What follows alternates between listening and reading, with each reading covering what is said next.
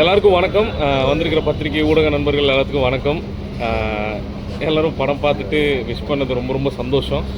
நாளைக்கு ஜனவரி 24 படம் ரிலீஸ் ஆகுது. எல்லோரும் உங்கள் சப்போர்ட்டு கொடுங்க. தியேட்டரில் வந்து எல்லாம் பாருங்கள். குடும்பத்தோடு பார்க்குற மாதிரியான ஒரு என்டர்டெய்னிங்கான ஒரு படமாக இருக்கும்னு நாங்கள் வந்து நினைக்கிறோம். அப்படி ப்ரெசென்ட் பண்ணியிருக்கோம். தேங்க்யூ. வாங்க சார், வாங்க. ஐயா சார், நீங்கள் பேசுங்க. நீங்கள் ஆரம்பிங்க.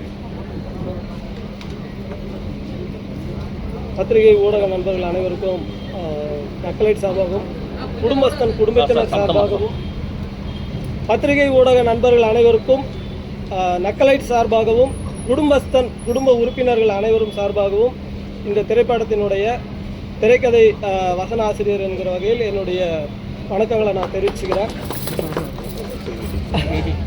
சரி, ஓகே, கொஞ்சம் ஃபார்மல் ஆகிட்டேன்.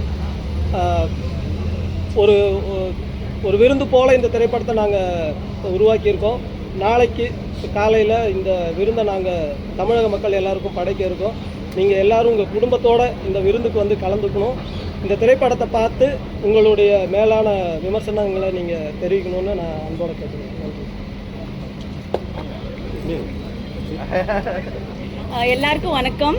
என் பேர் சான்வி மேக்னா.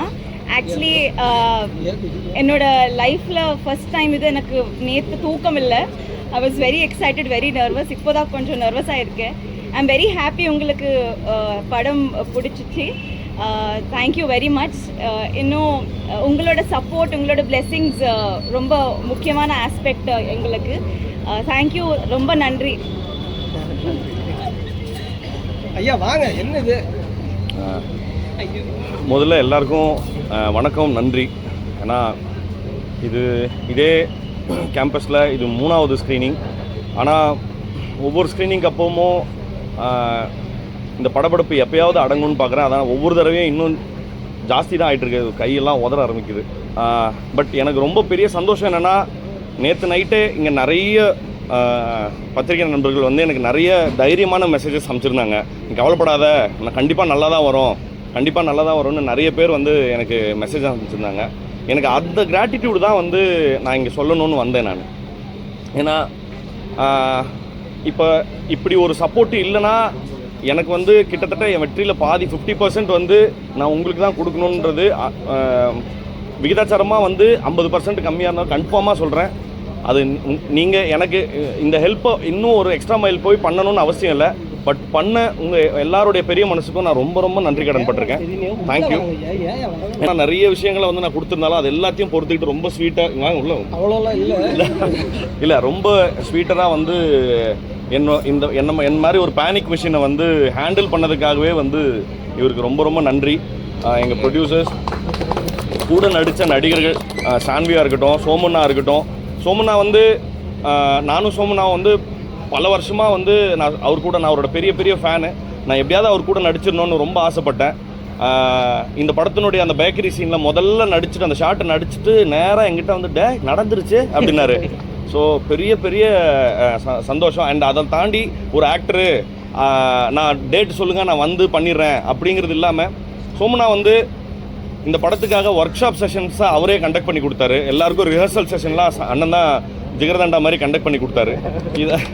இந்த மாதிரி வந்து எல்லாரும் எல்லா வேலையும் இழுத்து போட்டு செஞ்சதுக்காக நான் இன்னொன்று அதெல்லாத்தையும் தாண்டி சொல்கிறேன். இந்த படத்தில் நடித்த நடிகர்கள் எல்லாருக்கும், சினிமாட்டோகிராஃபி டீம்லேருந்து எடிட்டு, மியூசிக் எல்லாருக்குமே நான் பெரிய பெரிய நன்றி சொல்லிக்கிறேன். அதெல்லாத்தையும் தாண்டி இந்த படம் நேற்று வரைக்குமே வந்து எங்களுக்கு வந்து பெரிய ஜட்ஜ்மெண்டெல்லாம் நிறைய தடவை பார்த்துட்டோங்கிறதுனால எங்களுக்கு பெருசாக இந்த படம் ஸ்பெஷலாகவே ஃபீல் ஆகலை.